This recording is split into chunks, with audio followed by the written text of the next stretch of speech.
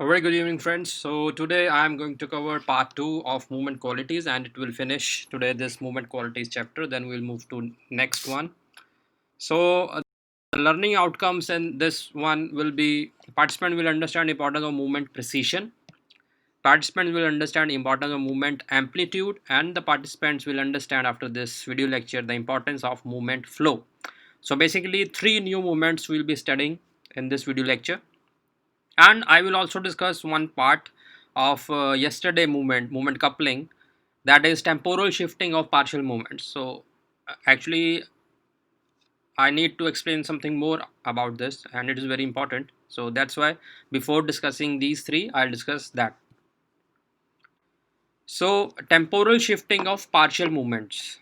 So if somebody asks you how to define that, so simply it means that different body segments in a particular skill move at different time. So this gap of the time is known as temporal shifting of partial movements. Got it? The movements of various body parts begin at different times. Just focus on different time. There is a time gap and it has to be there. If it is not there, it will ruin the structure of a movement. Structure, you know right now. Structure is basically phases that I already explained. Okay, the preparatory phase, main phase, and the final phase. So each movement has three phases, and if you disturb this temporal shifting, if your movement is not properly programmed, there is no proper gap of timing in a skill, then it is going to affect that structure, and that will ruin your performance, that will decrease your performance. So I'll explain a bit here.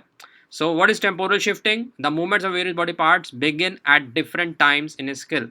There is a time delay, and is known as this time delay is known as partial movement and delaying of partial movements or temporal shifting of partial movements. So there is a time gap between the different body segment movements in a particular skill. Like when you are throwing a ball, right? We take the example of throwing a ball. So first of all, your trunk will move. Okay, so that's and then your arms will move after that. It is always, it's like that only. In the main phase, your trunk will move first. So this is the delay of these two body segment. Movement of these body segment is known as temporal shifting, and it has to be there. And when you repeatedly do the training part and you coordinate your nervous system with your muscles, so this shifting becomes very efficient. You know at what time you have to move which body segment, so that you become efficient. You can increase your performance and same time decrease the risk of injury. This is always in biomechanics. Every aspect which we are discussing with regard to sports, biomechanics is always focused on increasing performance, improvement of technique, and decrease in the chances of injury. So again, if you have proper programming in your brain with regard to temporal shifting, with regard to time delay between the different movements of different body segments in a particular skill, then that skill is your trained skill. You have coordinated your brain, you have programmed your brain when to move which body part. So example, again I have shown you here a ball throw. Trunk moves first and then arms. So what is the purpose? Again I will discuss that I already discussed yesterday. Shift of momentum, because trunk is heavier part. 40% of your body weight is by your trunk. So it plays an important role in almost every movement. So it creates a lot of momentum. So when you move your trunk first, that will help you to shift the momentum to your arms. Second, it helps to overcome inertia. Okay, it will break the inertia with ease when you move your heavier part. That's why most of the biomechanics we talk of using heavier muscles, so that you become more efficient biomechanically, because that will help you to break the inertia with ease. Okay, and third is to avoid impeding forces, that I want to discuss. This is your destruction of phases, the structure of movement. If you don't do it properly, this temporal shifting, there is no proper timing, then it is going to disturb the motor structure. How? I let you know. If the muscles which are used to balance body equilibrium are come into play earlier, so what is the meaning? It means simply means that the muscle which are meant for utilization in the final phase for the balancing of the body, if you utilize them in the main phase, so what you are doing, you are overlapping the phases, you are overlapping main phase. Main phase was throwing of ball, and then in same phase you are again making that muscular movements which you have to make during the final phase to balance yourself. If you do that earlier, see, come to play earlier, muscles which are used to balance body equilibrium are come into play earlier, then that will definitely affect your performance. It simply means that you are overlapping the phases of movements, you are disturbing motor structure. The things which should be done in the final phase you are doing in the main phase, and that is affecting your performance. See, just look at the figure. So I told you yesterday, this is the final phase. He has thrown the ball, main phase done. Now he is performing this muscular movement of his arm. So these actions he is performing in the final phase. Why? To balance himself, to prevent any foul, right? If, however, he performs these movements in the main phase, then what will happen? His main phase will be affected, his ball throw will be affected, his performance will be affected. So that I wanted to discuss now. So temporal shifting is movement coupling, and it is very important with regard to your performance, also with regard to your injury risk also. I hope it is clear now. Okay, now coming to the today's first movement, and in totality it is number 3 movement precision. So what is movement precision? It is the degree of conformity between the aim and the result. So whenever you learn a new skill and you repeat it again and again, and you are saying that I am becoming perfect in that, so what you are actually doing, you are increasing precision, the degree of conformity you are increasing between the aim and the result. That simply means if I hit you on eye, that means your eye will burst. That is the precision, that is the conformity, I know that.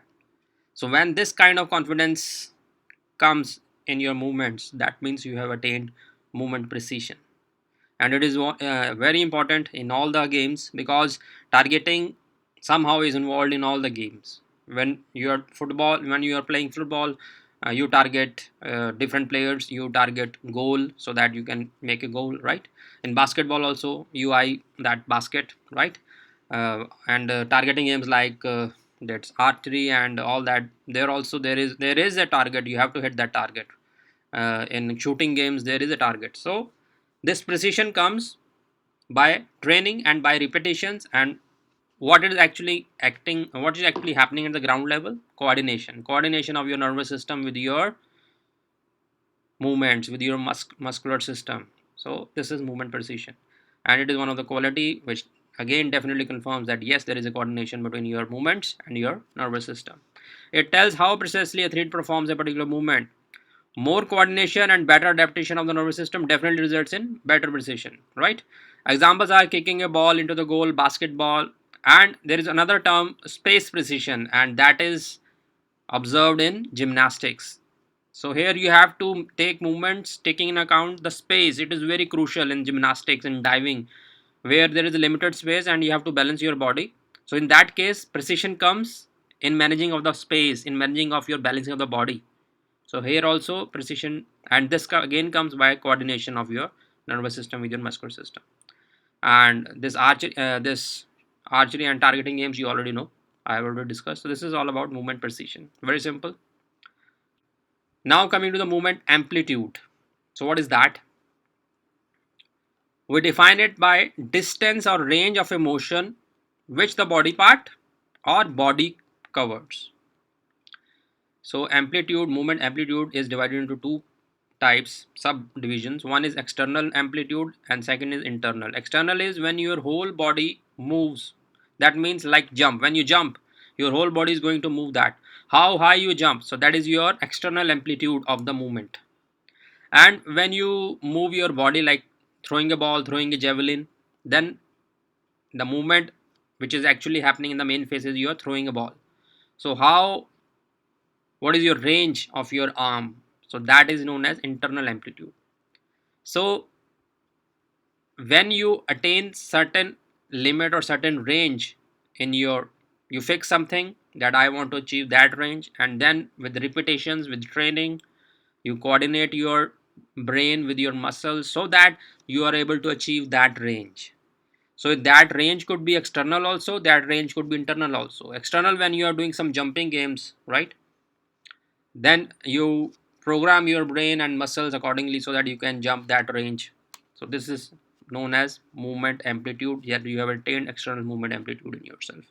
On the other hand, if your movement, main movement, involves use of some legs or arms, then you have to set some internal movement amplitude that you will, again, with training and with repetitions, you attain that.